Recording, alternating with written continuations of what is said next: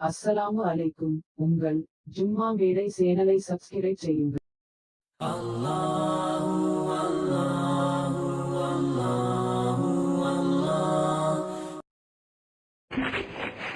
الحمد لله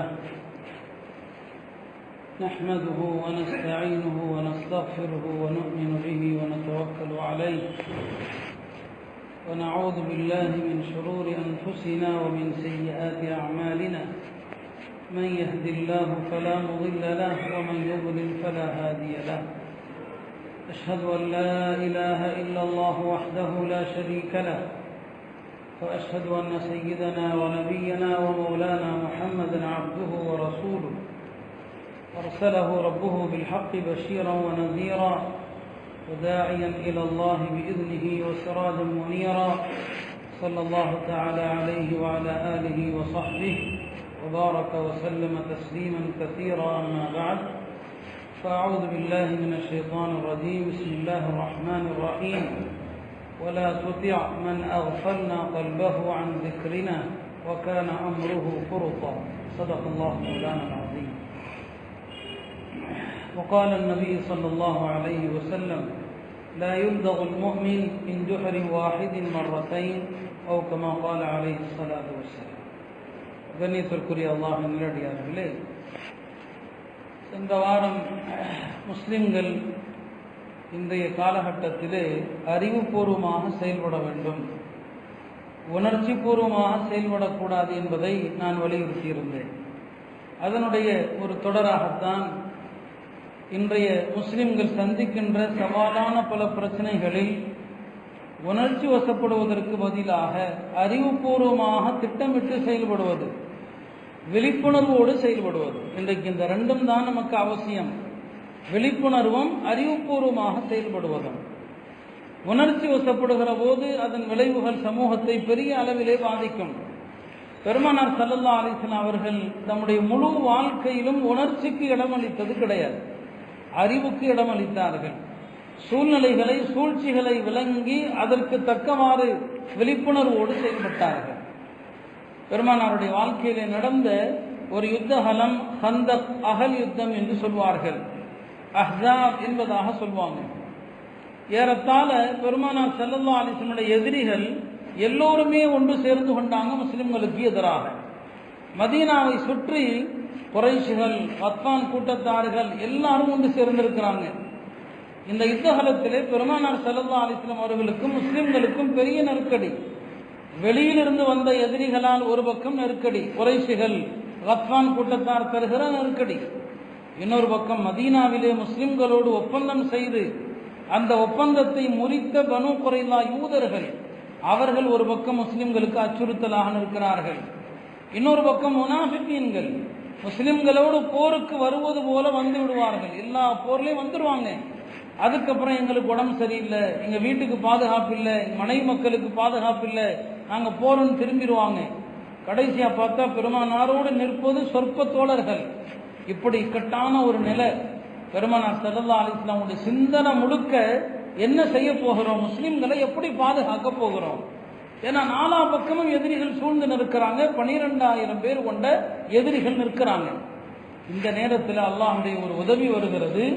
அந்த உதவியை பெருமானார் ஸல்லல்லாஹு அலைஹி வஸல்லம் அவர்கள் அறிவுபூர்வமாக பயன்படுத்துறாங்க. இதுதான் முஸ்லிம்களுக்கு கவனிக்க வேண்டிய விஷயம். அதை அறிவுபூர்வமாக பயன்படுத்துறாங்க. ஒரு நாள் இரவு நேரத்தில் ரசூல் ஸல்லல்லாஹு அலைஹி வஸல்லம் அவர்கள் ஆழ்ந்த கவலையில் இருக்கிறாங்க. அந்த நேரத்தில் இருட்டில், கடுமையான குளிர்காலத்தில் ஒரு மனிதர் போர்வையை போர்த்தி கொண்டு வருகிறார். பெருமானாருக்கு அவர் யார் என்று தெரிந்து விட்டது. கேட்டார், நீங்கள் நுஐம் இப்னு மஸ்ஊத் தானேன்னு கேட்டான். ஆம் யா ரசூலல்லாஹ், நான் நுஐம் இப்னு மஸ்ஊத். அவர் எதிரிகளுடைய அணியில் இருப்பவர். எதற்காக வந்தீர்கள் என்று கேட்டான். அவர் சொன்னார், நான் உங்களுக்கு முன்னால் கலிமா ஷஹாதா சொல்லி முஸ்லீமாக வந்திருக்கிறேன். ஏற்கனவே முஸ்லீமாக வேண்டும் என்று நான் திட்டமிட்டிருக்கிறேன். இப்போது நான் முஸ்லீம் ஆகிவிடுகிறேன். உங்களுடைய கரம் பற்றி இஸ்லாத்தை ஏற்கிறேன். நான் முஸ்லீமானது என் கூட்டத்தாருக்கு தெரியாது. அவர் எதிரிகளுடைய அணியிலிருந்து வந்திருக்கிறார். இப்போ நான் முஸ்லீம் ஆயிட்டேன். இந்த எதிரிகளுடைய கூட்டத்தில் நான் ஏதாவது சூழ்ச்சி பண்ணி ஏதாவது அந்த கூட்டத்தை கலைக்கிறதுக்கு ஒரு வேலை செய்யட்டுமான்னு கேட்கிறார். நான் ஏதாவது பண்ணி விடட்டுமா? ஏன்னா நான் முஸ்லீமானது அவங்களுக்கு தெரியாது. பெருமனார் சொன்னாங்க, இப்படி ஒரு ஆளுக்காக தான் நான் காத்திருந்தேன். இப்படி ஒரு நபர் வரட்டும் தான் நான் பார்த்துருந்தேன், சரியான ஆளுதான், நீ என்ன சூழ்ச்சி செய்யணுமோ அதை செய்யன்னு சொன்னாங்க. சொல்லிவிட்டு சொன்னார்கள், அல் ஹர்பு குதாத்துன், யுத்தம் என்பதே சரிதான், யுத்தம் என்பதே யுக்தி தான், அறிவுபூர்வமாக செயல்படுவது அங்க மார்க்க அனுமதிக்குது. சொன்னாங்க, நீ சரியான ஆள், எனக்கு சரியான நேரத்தில் கிடைச்சிருக்கிற, இவ்வளவு பெரிய எதிரிகளை நாங்க என்ன செய்யறோம்னு தெரியல, நீ என்ன செய்வாயோ தெரியாது, இவர்களை எப்படியாவது இப்போது சிதறி சின்னாபின்னமாக்கிறேன்னு சொன்னார். அவர் தன்னுடைய அறிவை பயன்படுத்தினார். நேரா என்ன செய்யறாருன்னா, மதீனாவில் உள்ள பனு குறைலா யூதர்கள்ட்ட போறார். அவங்க முஸ்லிம்களுடனான வாக்குறுதியை முறித்து விட்டு முஸ்லிம்களோடு சண்டைக்கு தயாரா இருக்கிறாங்க. போய் என்ன செய்யறாருன்னா, அவங்கள்ட்ட அழகா தத்துவமா பேசுறாரு. நான் உங்களுடைய நண்பர் தானே அப்படின்னு கேட்கிறாரு. ஆமா நண்பர் தான். எப்போதும் உங்களுக்கு நான் நல்லது நாடுபவன் தானே? ஆமா நல்லது நாடக்கூடியவர் தான். என்ன சொல்ல வந்தீங்க? அவர் சொல்றாரு, நல்லா யோசிச்சு பாருங்க, இந்த போர்ல நீங்கள் கலந்து கொண்டா பெரிய ஆபத்து. ஏன்னா ஒருவேளை எதிரிகளுடைய அணி நாம தோத்துட்டோம்னா, முஸ்லிம்களை எதிர்த்து நாம தோத்துட்டோம்னா, அவங்க குறைஷிகள் எல்லாம் ஓடி போயிடுவாங்க, மக்காவுக்கு ஓடி போயிடுவாங்க. வேற நாட்டுல இருந்து வந்திருக்கிறாங்க. அவங்க செல்வங்கள், மனைவி மக்கள் எல்லாம் பாதுகாப்பா மக்கால இருக்குது, அவங்கவுங்க ஊர்ல இருக்குது, அவங்க எல்லாம் ஓடி போயிடுவாங்க. ஆனா உங்க நிலைமை யோசிச்சு பாருங்க, நீங்க மதீனால இருக்கிறீங்க, உங்களுடைய செல்வங்கள் மதீனால இருக்குது, உங்களுடைய மனைவி மக்கள் மதீனால இருக்கிறாங்க. இந்த அணிக்கு தோல்வி கிடைச்சா முஸ்லிம்கள் உங்களை என்ன செய்வாங்கன்னு யோசிச்சு பார்த்தீங்களா அப்படின்னு கேட்கிறாரு. குழப்பி விட்டார் அவங்கள. அப்ப அவங்களுக்கு புரிஞ்சிருச்சு, ஆஹா இது ரொம்ப யோசிக்க வேண்டிய விஷயமா இருக்குது, நாங்க என்ன செய்யட்டும் சொல்லுங்க. ஒன்னும் செய்ய வேண்டாம், தோத்துட்டா இந்த குறைசிகள் ஓடி போகாம இருக்கிறதுக்கு என்ன செய்யுங்க, குறைசிகள்கிட்ட பேச்சுவார்த்தை நடத்துங்க. ஒரு 70 தலைவர்களை உங்கள்ல இருந்து எங்களுக்கு அடமானமா கொடுங்க. 70 தலைவர்களை அடமானமா கொடுத்தா நாங்க போர்ல கலந்துக்கிறோம். ஏன்னா நாளைக்கு தோத்து போயிட்டா நீங்க எங்களை விட்டு ஓடி போயிடக்கூடாது பாருங்க. அதனால 70 பேர்த்த எங்களுக்கு அடமானமா கொடுத்தா முஸ்லிம்களை எதிர்த்து போர்ல நாங்க சண்டைக்கு வர்றோம் அப்படின்னு நீங்க யார்கிட்ட பேசுங்க, குறைஷிகள்கிட்ட பேசுங்க அப்படின்னு நுஐம் இப்னு மஸ்ஊத் பனு குறைலா யூதர்கிட்ட தூண்டி விட்டார். ஒரு பக்கம் அவங்கள்ட்ட அப்படி ஒரு கருத்து சொல்லிட்டு வந்துட்டார். அவங்கள்ட்ட பேசி நேரா குறைஷிகள்கிட்ட வர்றார், அபூ சுஃபியான் இடத்துல வர்றார்.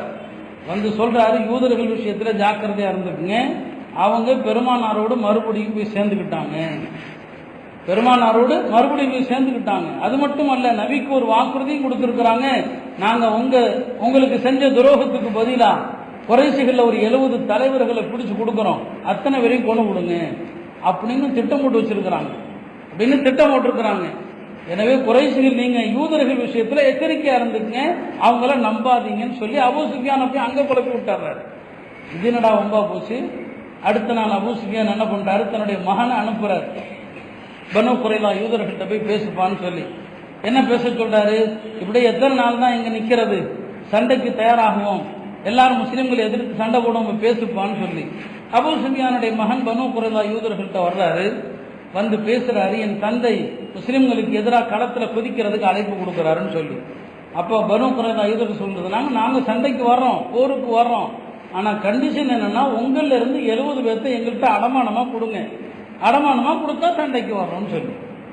இப்ப விளங்கி போச்சு, ஆஹா இந்த யூத பிள்ளைகளை ஏமாத்திட்டாங்க, பன்றிக்கு பிறந்த கூட்டம் இவர்கள், குரங்குக்கு பிறந்த கூட்டம் ஏமாத்திட்டாங்க அப்படின்னு குறைஷிகளுக்கு தெரிஞ்சு போகுது. அவங்களுக்கு மத்தியில சலசலப்பு ஏற்பட்டு 12,000 பேர் கொண்ட கூட்டத்துக்கு மத்தியில பிரிவினை ஏற்பட்டு எல்லாம் சிதறி சின்னாபின்னமா ஓடி போயிட்டான்.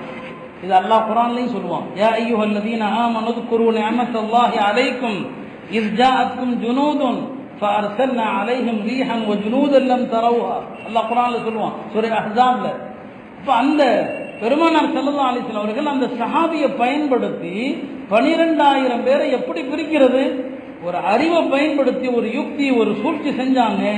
அங்கே அவ்வளோ பெரிய கூட்டத்தால் வரவிருந்த ஆபத்து முறியடிக்கப்பட்டு எல்லா முஸ்லிம்களுக்கு வெற்றி, எல்லா பொருளையும் விட்டுட்டு போயிட்டாங்க, காஃபிர்கள் எல்லாத்தையும் விட்டுட்டு ஓடி போயிட்டாங்க.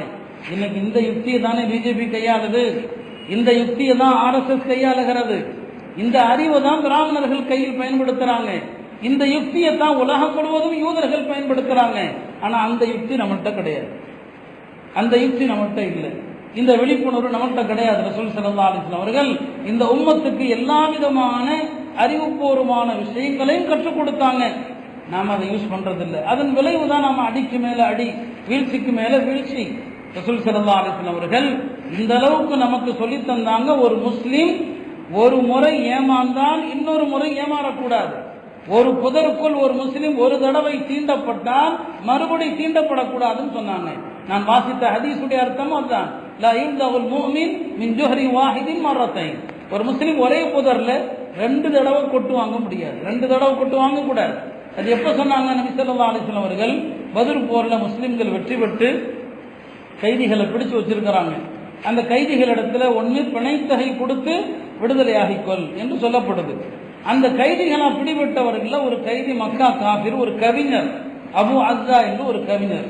அந்த ஆள் சொல்றாரு, நான் ஒரு ஏழை, என்கிட்ட ஒண்ணுமே கிடையாது, எனக்கு மனைவி மக்கள்லாம் இருக்கிறாங்க, எனக்கு பெண் குழந்தைகள்லாம் இருக்கிறாங்க, என்னை விட்டுருங்க, இனிமே நான் போர் செய்வதற்கு வரவே மாட்டேன், என்ன தயவு செஞ்சு விட்டுருங்க நபி இடத்துல கெஞ்சுறார். பெருமானார் ஸல்லல்லாஹு அலைஹி வஸல்லம் அவர்கள் சரி ரொம்ப பாவமா இருக்குது, இரக்கமா இருக்குது, பொழைச்சிட்டு போன்னு மன்னிச்சு விட்டுறாங்க. எதுவும் வாங்கல, விட்டுறாங்க. அந்த ஷாயிரும் அந்த கவிஞனும் போயிடுறான். ஆனா என்ன நடக்குது? அடுத்து நடந்த உஹது யுத்தத்திலையும் அந்த ஆள் வந்து கலந்துக்கிட்டான். உஹதுலையும் முஸ்லீம் கிட்ட மாட்டிக்கிட்டார், கைதியா பிடிபட்டுட்டார், முஸ்லீம்கள் பிடிச்சிட்டாங்க. இப்ப 2வது முறையும் கெஞ்சுறான் நபி இடத்துல, என்னை விட்டுருங்க, என்னை விட்டுருங்க, நான் வந்து புள்ள ஒட்டிக்காரன், என்னை விட்டுருங்க. இப்பதான் நபி அவங்க சொன்னாங்க, ஒரு முஸ்லீம் 2 தடவை ஏமாற முடியாது, 2 தடவை ஏமாற முடியாது. அப்போது இந்த ஹதீஸ சொன்னாங்க, லா யுல்தகுல் முஃமின் மின் ஜுஹரி வாஹிதின் மர்ரத்தைன். இப்ப நான் மன்னிச்சு விட்டா நீ என்ன செய்வ தெரியுமா? உஹதுல சொல்றாங்க, நான் மன்னிச்சு விட்டா நீ மக்கால போய் உன் முகத்துல நெற்றியில படிந்திருக்கிற புழுதி எல்லாம் நீக்கி விட்டு, புழுதி எல்லாம் அகற்றி விட்டு, நான் முகமதை 2 தடவை ஏமாத்திட்டேன்னு சொல்லுவேன் பெருமையோடு. பத்ர்லையும் ஏமாத்திட்டேன், உஹதுலையும் ஏமாத்திட்டேன்னு சொல்லுவேன். அதுக்கு என் மார்க்கம் இடமளிக்காது, என் ஈமான் இடமளிக்காது. ஏற்கனவே ஏமாத்திட்ட, ஒன்னால் ஏமாந்திருக்கிறோம், ஆளை கொல்ல சொல்லிட்டாங்க. அப்போ ஒரு முஸ்லீம் 2 தடவை ஏமாறக்கூடாது. நாம 100 தடவை ஏமாறுவோம், 100 தடவை நாம ஏமாறுவோம். ஒவ்வொரு தேர்தல் வரும்போதும் ஒற்றுமை பத்தி பேசுவோம். ஏற்கனவே இருந்த ஒற்றுமை 100ஆ தான் உடையும். முந்தைய தேர்தலில் 10 அணி இருந்துச்சுன்னா இந்த தேர்தலில் 20 ஆகும். அடுத்து ஒற்றுமை பத்தி பேசினா 30 ஆகும். நாம திருந்தவே மாட்டோம். அல்லாஹ்வுடைய தூதர் சொன்னாங்க, 2 தடவை ஒரு முஸ்லீம் ஏமாற முடியாதுன்னு சொன்னாங்க. அப்ப ரசூல் ஸல்லல்லாஹு அலைஹி வஸல்லம் அவர்கள் இந்த யுக்தியை நமக்கு கற்றுக் கொடுத்தாங்க. யாரையும் நம்புவதில் எச்சரிக்கையா இருக்கணும். ஒரு முறை மக்கா வெற்றிக்கு பிறகு பெருமானார் ஸல்லல்லாஹு அலைஹி வஸல்லம் அவர்கள் சில பொருள்களை மக்காவாசிகளுக்கு உதவித்தொகையா கொடுத்து அனுப்புறாங்க. அபூ சுஃபியான் இடத்துல இதை ஒப்படைத்து மக்கால இருக்கிற எல்லாருக்கும் பிரிச்சு கொடுக்க சொல்லி ஒப்படைக்கிறாங்க. அதுக்கு ஒரு சஹாபியை தேர்ந்தெடுத்து, ஒரு பெரிய செல்வம்பா, பெரிய பொருள் இது, நீ மக்கால போய் அபூ சுஃபியான் இடத்துல கொடுத்து அங்குள்ள மக்களுக்கெல்லாம் பிரிச்சு கொடுக்க சொல்லுன்னு சொல்லி கொடுத்துட்டு சொன்னாங்க, நீ தனியா போக வேண்டாம், இவ்வளவு பெரிய காசு பணம் இருக்கிறதுனால தனியா போக வேண்டாம், யாரையாவது துணைக்கு அழைச்சிக்கன்னு சொன்னாங்க. அவர் என்ன செய்யறாரு? சஹாபாக்கள்ல அம்ரு இப்னு உமையான்னு ஒருத்தரை துணைக்கு அழைச்சிக்கிறார், துணைக்கு அவரை கூப்பிட்டுக்கிறார். அம்ரு இப்னு உமையா நல்ல மனிதர் தான், மோசமான மனிதர் இல்லை. இப்ப நபி ஸல்லல்லாஹு அலைஹி வஸல்லம் அவங்கள்ட்ட வந்து சொல்றாரு அந்த சஹாபி, யா ரசூலல்லாஹ், மக்காவுக்கு போறதுக்கு எனக்கு துணை கிடைச்சிருச்சு. பெருமானார் ஸல்லல்லாஹு அலைஹி வஸல்லம் கேட்டாங்க, யாரு துணைன்னு கேட்டாங்க. அம்ரு இப்னு உமையான்னு சொல்லி. அம்ரு இப்னு உமையா துணையா? அப்ப கொஞ்சம் ஜாக்கிரதையா இருந்துக்க சொல்றாங்க நபி அவங்க. அஹூகல் பிக்ரியு ஃபலா தமன்ஹு. அரபி பழமொழி ஒன்றை சொன்னாங்க, உன் மூத்த சகோதரனாக இருந்தாலும் ரொம்ப நம்பிடாத. மூத்த சகோதரர்கள் தான் குடும்பத்தில் ரொம்ப துரோகமும் செய்வாங்க. சொன்னாங்க நபி ஸல்லல்லாஹு அலைஹி வஸல்லம், மூத்த சகோதரனாக இருந்தாலும் நம்பிடாத. இந்த அம்ரு இப்னு உமையாவுடைய கூட்டம் மக்காவுக்கும் மதீனாவுக்கும் இடையில ஒரு பகுதியில் வசிக்கிறாங்க. நீ இவ்வளவு பெரிய செல்வத்தோடு போறது தெரிஞ்சா இவர் அவங்களுக்கு சொல்லி கொடுத்து இந்த பொருளை அபகரிச்சிடக்கூடாது, ஜாக்கிரதையா போ. அப்ப யாரையும் எளிதில் நம்ப வேண்டாம், அதையும் அல்லாஹ்வுடைய தூதர் கற்றுக் கொடுத்தான். நீ நம்ம பார்க்கிறோம், பல பேர்கிட்ட பணத்தை நம்பி கொடுத்துட்டேன், ஏமாந்துட்டேன். அல்லாஹ்வுடைய தூதர் விழிப்புணர்வு, எல்லா இடத்திலும் கவனம், எல்லா இடத்திலும் எச்சரிக்கை. இந்த உணர்வு நமக்கு நபி ஸல்லல்லாஹு அலைஹி வஸல்லம் அவர்கள் புகட்டினார்கள். இன்றைய முஸ்லிம்களுக்கான அரசியல் என்பது விழிப்புணர்வு அரசியல், ஏமாறாத அரசியல். நம்ம ரொம்ப ஏமாந்துட்டோம், வரலாறு முழுக்க ஏமாற்றப்பட்ட சமூகம், வஞ்சிக்கப்பட்ட சமூகம். இனி உள்ள அரசியல்ல உணர்ச்சி வசப்பட்டு ஆக்ரோஷப்பட்டு போஸ்டர்கள் ஒட்டுறதுனால, முழக்கங்கள் விண்ணை பிளக்கம் முழங்குறதுனால எதையும் சாதிக்க முடியாது. சூழ்ச்சிக்கு சூழ்ச்சி தான், யுக்திக்கு யுக்தி தான் பதில், அறிவுக்கு அறிவு தான் பதில். இன்றைய சமூகம் அறிவை பயன்படுத்த வேண்டும். இதை பயன்படுத்தாத காரணத்தினால வரலாறு முழுக்க ஏமாற்றப்பட்டோம். எப்படி முஸ்லிம்கள் பலஸ்தீனை இழந்தாங்க, பைத்துல் மக்திஸை எப்படி இழந்தாங்க, எப்படி இஸ்ரேல்ங்கிற நாடு உருவானது, சூழ்ச்சி தான். பலஸ்தீன மக்கள் விவசாயிகள், பலஸ்தீன மக்கள் இன்னைக்கு நாடு முழுக்க பெரிய விவசாய போராட்டம் நடக்குது. இதெல்லாம் யூதர்கள் காட்டி கொடுத்த வழிமுறை. இது அங்கிருந்து ஆரம்பித்தது. விவசாயிகளுக்கு கடன் தேவைப்படுது. விவசாயம் என்றாலே கஷ்டமானது தான். நம்முடைய உலமாக்கள் சொல்லுவாங்க, தொழில்களில் சிறந்தது விவசாயம் தான்.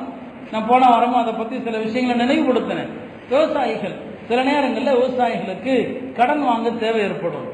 யூதர்கள் எவ்வளவு பெரிய புத்திசாலிகள், பலஸ்தீனத்தில் நில வங்கி என்று ஒரு நில வங்கி ஆரம்பிக்கிறாங்க. என்ன அர்த்தம் அதற்கு?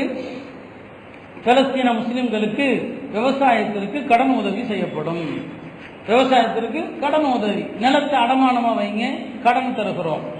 நம்பிட்டாங்க. நம்ம ஆளுங்க உடனே நம்பிடுவாங்க. எல்லாத்துலயுமே ஏமாந்துருவோம். நம்ம நம்பி என்ன செய்யறாங்க, இவங்க 1 லட்ச ரூபா கடன் கேட்டா அவன் 1 லட்சம் இல்ல, நில பத்திரத்தை வாங்கி 1 லட்ச ரூபா கேட்டா 5 லட்ச ரூபா கொடுக்கறது. அங்க முஸ்லிம்கள் ஏமாந்துட்டாங்க. 5 லட்ச ரூபா கடன் வாங்குறோமே, நம்ம திருப்பி கொடுக்க முடியுமா? இந்த கடனை நம்மால் திருப்பி செலுத்த முடியுமா? இன்னைக்கு நம்ம ஊர்லயே அப்படித்தான். எத்தனையோ வீடுகள் பேங்க் லோன்ல இருக்குது. யோசிக்கிறது இல்ல, லோன் வாங்குறோமே திருப்பி நம்மால் செலுத்த முடியுமா? அந்த மக்கள் பணத்தை பார்த்ததாக 1 லட்ச ரூபா கேட்டா 5 லட்ச ரூபாயா? எல்லாம் தங்களுடைய நிலங்களை கொடுத்து நில பத்திரத்தை ஒப்படைத்து அவன் 1 லட்ச ரூபா தர்றதுக்கு பதிலாக 5 லட்ச ரூபா கொடுத்தானு வாங்கினாங்க. ஒரு கட்டத்தில் கடனை திருப்பி செலுத்த முடியல. அந்த நிலங்களை பூரா முஸ்லிம்களிடமிருந்து எடுத்தார்கள். ஒரு நாட்டை உருவாக்குனாங்க, இஸ்ரேல் என்று ஒரு நாடு. அதான் நில வங்கி. யூதர்களுடைய நில வங்கி என்பது அதுதான். இங்க நடக்கிற போராட்டத்தினுடைய பின்னணியும் அதுதான். நீங்க தெரிஞ்சு கொள்ளணும். நீங்க நடக்கிற போராட்டம் என்ன? விவசாயிகளுடைய நிலங்களை எல்லாம் கார்ப்பரேட் கம்பெனிகளுக்கு தாரை வார்ப்பது. அது முஸ்லிம்கள் அங்கே ஏமாந்ததனுடைய விளைவுதான். இன்னைக்கு இருந்த கொஞ்ச நெஞ்ச பகுதி எல்லாவற்றையும் இழந்துட்டாங்க. ஒண்ணுமே இல்லை பலஸ்தீன முஸ்லிம்கள்ட்ட. அவங்களுக்கு ஆதரவும் இல்லை. பல இஸ்லாமிய நாடுகள் இப்ப யூதர்களோடு கைகோத்துக்கிட்டாங்க. யூத தூதரகம் இன்னைக்கு சவுதியிலேயே ஆரம்பிக்குது. யூதர்களுடைய தூதரகம் சவுதியும் இன்னைக்கு இஸ்ரேலும் அரசாங்க ரீதியான ராஜாங்க உறவுகள் ஆரம்பிக்குது. பல நாடுகள், மொரோக்கோ இஸ்ரேலோடு கைகோத்து கொண்டது. பலஸ்தீன மக்களுக்கு குரல் கொடுக்க ஒரு ஆள் கிடையாது. இந்த சமூகம் எல்லா காலகட்டத்திலும் ஏமாற்றப்பட்டு வஞ்சிக்கப்பட்டு இந்த நிலைக்கு தள்ளப்பட்டான். அருமையானவர்களே, நாம் யோசித்து பார்க்க வேண்டும். இந்தியாவிலே அதான நம்ம RSS சூழ்ச்சியை பற்றி சொல்றேன். இன்னைக்கு இல்ல, இங்க நான் வந்த காலத்திலிருந்து சொல்றேன். அன்னையிலிருந்து நம்ம மக்கள் சொல்கிற ஒரே பதில் என்ன? இதெல்லாம் நடக்காது நடக்காது நடக்காது நடக்காதுன்னு சொல்லி இப்ப எந்த நிலைக்கு வந்துட்டோம் தெரியுமா? இனிமே ஒண்ணுமே செய்ய முடியாதுங்க. அப்ப நடக்காதுன்னு சொன்னோம், நம்ப மாட்டோம்னு சொன்னோம். இதெல்லாம் கற்பனையா பேசிட்டு இருக்கிறாங்க, இந்த வேலை இல்லை உங்களுக்கெல்லாம் சொல்லி. இப்ப என்ன நிலைமை? எல்லாம் நாங்க சொன்னதெல்லாம் நடந்துருச்சு, சொன்னதுக்கு மேலையும் நடக்க போகுது. இப்பயும் நம்ப மாட்டீங்க. இப்படித்தான் பர்மாவில் முஸ்லிம்கள் விழிப்புணர்வு அடையாம இருந்தாங்க. அங்கேயும் இது மாதிரி CAA NRC எல்லாம் அங்க வந்துச்சு. இங்க வர்றதுக்கு முன்னால அங்க வந்தது. அந்த நாட்டு மக்களிடத்துல எச்சரிக்கையோடு இருங்க, விழிப்புணர்வோடு இருங்க சொல்லப்பட்டது. அந்த மக்கள் நம்பல. அதெல்லாம் நடக்காதுங்க. இத்தனை லட்சம் பேரை வெளியேற்ற முடியுமா, இத்தனை லட்சம் பேரை அப்படி பண்ண முடியுமா என்றெல்லாம் பேசுனாங்க. இன்னைக்கு என்ன அகதிகளா உலகம் முழுக்க இருக்கிறாங்க. இதான இந்தியாவிலையும் நடக்க போகுது. எவ்வளவு தடவை சொல்லிட்டோம், நம்ம நம்புறதாக இல்லை. விழிப்புணர்வு இல்லை. விழிப்புணர்வு இல்லாத சமுதாயம் அறிவை பயன்படுத்தாது. அறிவை பயன்படுத்தாத சமுதாயம் அழிவை சந்திக்கும். இதுதான் எழுதி வைத்துக் கொள்ள வேண்டிய விழிப்புணர்வு தேவை. இன்னைக்கு நமக்கு இந்த நாட்டில் நடக்கிற என்ன நடக்குது என்பதை பத்தி யோசிச்சு பாருங்க. இங்க நடக்கிற சூழ்ச்சிகளை யோசிச்சு பாருங்க. இதை யோசிக்கலன்னு சொன்னா பெரிய அளவுல நாம வீழ்ச்சியின் பக்கம் தள்ளப்படுவோம். அருமையானவர்களே, முஸ்லிம் சமூகம் இந்த இக்கட்டான காலகட்டத்தில், இந்த சூழ்ச்சிகள் நிறைந்த இந்த காலகட்டத்திலையும் கூட ஒன்றுபடாமல் பல விஷயங்களை பற்றி, தேவையில்லாத விஷயங்களை பற்றி பேசுகிறோம். எல்லாமே இப்னு கய்யிம் ரஹ்மத்துல்லாஹி அலைஹி ரொம்ப அழகான ஒரு விஷயத்தை சொன்னாங்க.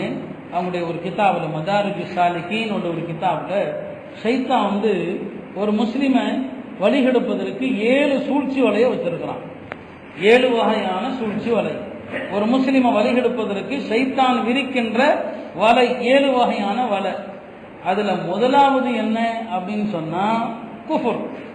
எப்படியாவது ஒரு முஸ்லிமை குஃபர்ல கொண்டு போய் தள்ளணும். அவன் மௌத்தாகிறதுக்குள்ள அவனை குஃபர்ல போய் தள்ளணும். இது ஷைத்தான் விரிக்கிற முதல் சூழ்ச்சி வலை. அவனை குஃபருடைய நம்பிக்கையை படிப்படியா உள்ள ஏதாவது ஒரு விஷயத்துல, ஜோசியத்தை நம்பு, ஜோசியக்காரன் போ, செய்வனைய நம்பு, செய்வனைக்காரண்டத்துல போ, செய்வன ஜோசியம் எல்லாம் குஃபரு. ஷைத்தான் அதை தூண்டுவான். ஜோசியம் நல்ல நம்பிக்கை தர மாதிரியான விஷயங்களை காட்டுவான். பாரு, அந்த ஜோசியக்காரர் சொன்னாரு, அது நடந்து போச்சு. இந்த ஜோசியக்காரன் சொன்னாரு, அது நடந்து போச்சு.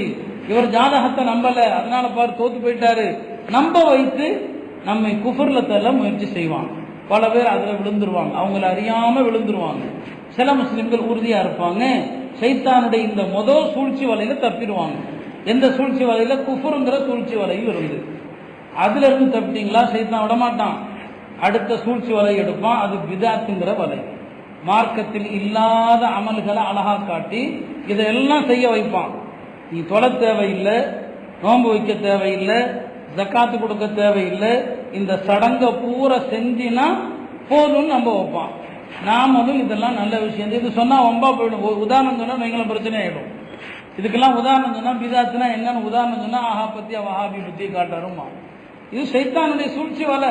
அடுத்த பிதாத் மார்க்கத்துல இல்லாத எது இருக்குதோ அதையெல்லாம் செய்ய தூண்டவே மாட்டான். ஐவேளை தொழுகையை தூண்டவே மாட்டான். ஆனா இல்லாத பிதாத்துகளை எல்லாம் தூண்டுவான். இதெல்லாம் செஞ்சா நீ தப்பிச்சிடலாம். சில முஸ்லிம்கள் அதுக்கு பலிகடாவாகி மார்க்கத்தில் இல்லாத பிதாத்தை பூரா செய்வாங்க. ஒரு பாவிக்கு கூட அல்லாஹ் தௌபாவுடைய வாய்ப்பை கொடுப்பான், பிதாத்து செய்யறவனுக்கு தௌபாவுடைய வாய்ப்பு கிடைக்காது. அல்லாஹ் பாதுகாக்கட்டும். அதுல இருந்து தப்பிச்சிட்டீங்க, பிதாத்துல இருந்து தப்பிச்சிட்டீங்க, குஃபருங்கிற சூழ்ச்சி வலையிலிருந்து தப்பிச்சிட்டீங்க, பிதாத்திலிருந்து தப்பிச்சிட்டீங்க. ஷைத்தான் இருக்கிற மூணாவது வலை என்ன? பெரும்பாவங்கள்.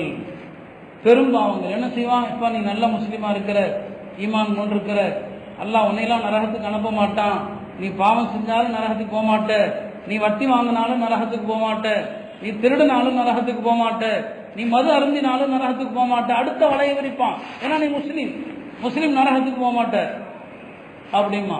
அதுல பல பேர் விழுந்துருவான், பல முஸ்லிம்கள் அதுல சிக்கிடுவான். இவனை பெரும்பாவங்களை கொண்டு ஷைத்தான் நரகத்துல போய் தள்ளிடுவான்.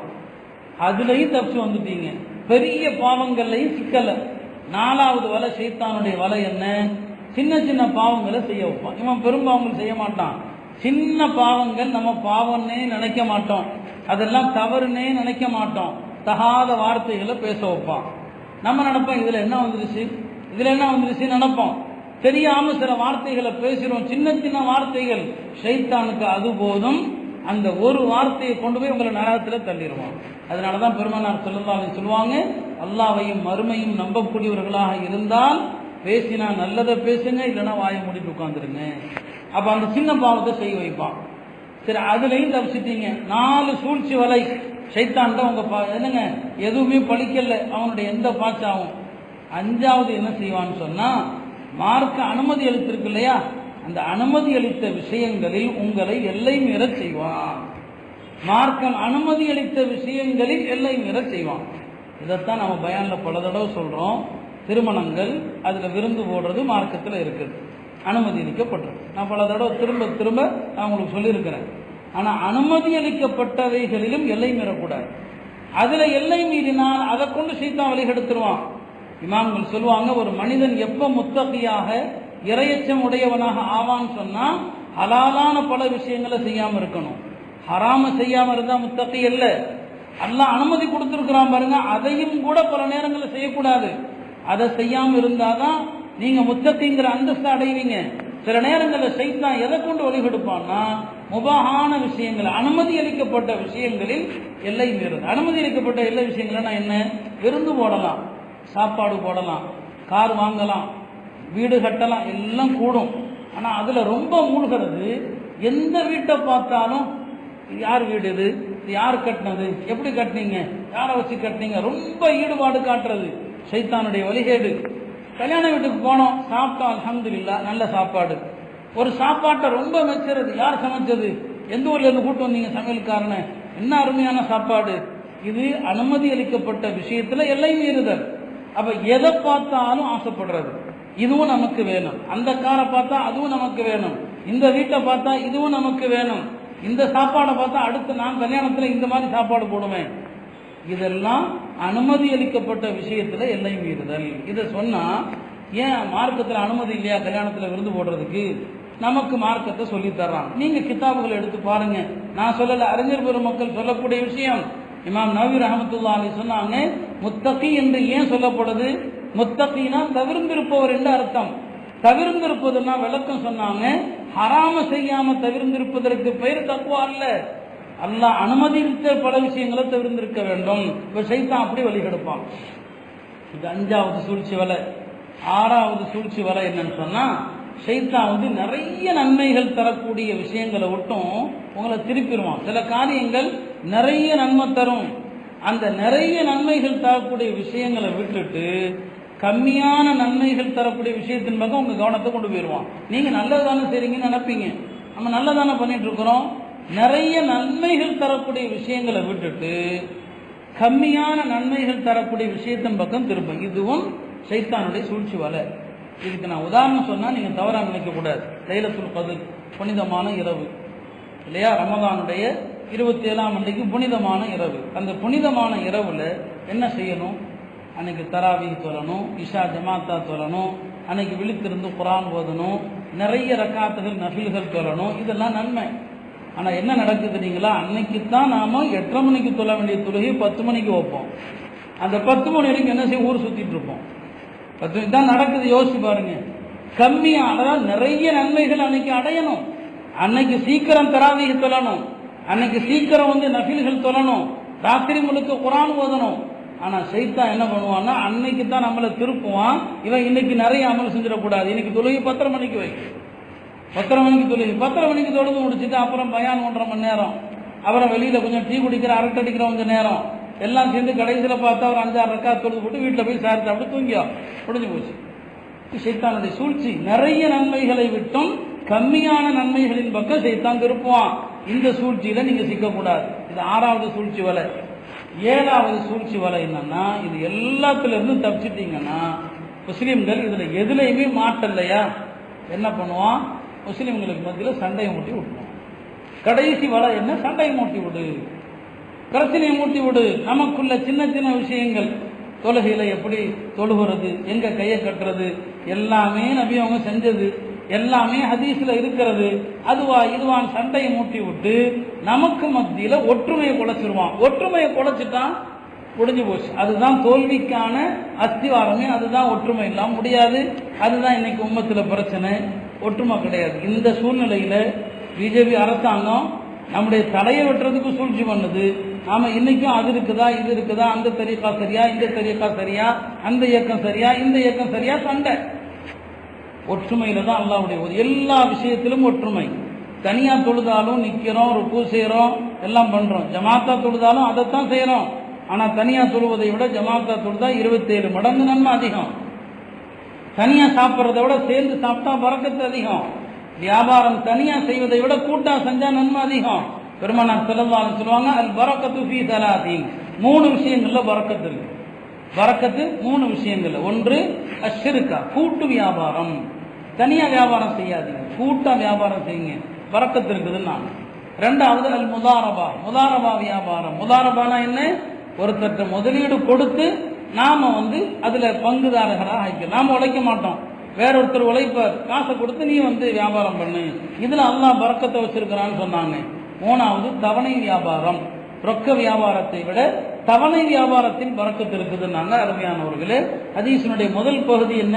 கூட்டா வியாபாரம் செஞ்சா அதுல பரக்கத்து, அனைத்திலும் கூட்டு முயற்சியில பரக்கத்து. எனவே நான் சொல்ல வந்த விஷயம், இன்றைய கால சூழ்நிலையில அறிவுபூர்வமாக விழிப்புணர்வோடு செயல்பட வேண்டிய முஸ்லிம் சமூகம் ஒற்றுமையாகவும் செயல்பட்டால் மட்டும்தான் நமக்கு எதிரான சூழ்ச்சிகளை வெல்ல முடியும். இல்லைன்னா நாம எதிர்காலத்தில் இப்போதே பல வீழ்ச்சியில் இருக்கிறோம், இன்னும் பலவிதமான சூழ்ச்சிகளை நாம சந்திக்க வேண்டி வரும். உங்களுக்கு தெரிந்திருக்கலாம், படிச்சிருக்கலாம். கடந்த சில தினங்களுக்கு முன்னால நாடு முழுவதும் எல்லா சமுதாயத்திற்கும் ஒரே விதமான விவாகரத்து முறையை இந்த அரசாங்கம் கொண்டு வந்திருக்கு. ஒரே விவாகரத்து முறை. யோசிச்சு பாருங்க, அதனுடைய விளைவுகள் என்ன ஆகும்? ஷரியத்துப்படியான தலாக்கு இனி செல்லாது.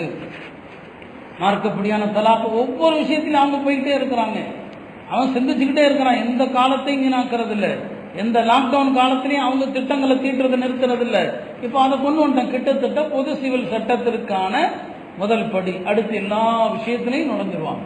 அல்லாஹ் நம்மை பாதுகாக்க வேண்டும். இனிமேலாவது இந்த சூழ்ச்சிகளை விளங்கி அறிவுபூர்வமாக விழிப்புணர்வோடு செயல்படக்கூடிய தௌஃபீக்கை அல்லாஹ் இந்த சமுதாயத்திற்கு தந்தல்வானாக. இந்த சமுதாயத்தை சூழ்ச்சிகளிலிருந்து பாதுகாப்பானாக. பிளவுகளிலிருந்து இந்த சமூகத்தை பாதுகாத்து ஒற்றுமையோடு சூழ்ச்சிகளை வெல்லக்கூடிய வாய்ப்பினை தந்தல்வானாக. வாஹிரு தாவானா அனில் ஹம்துலில்லாஹி ரப்பில் ஆலமீன்.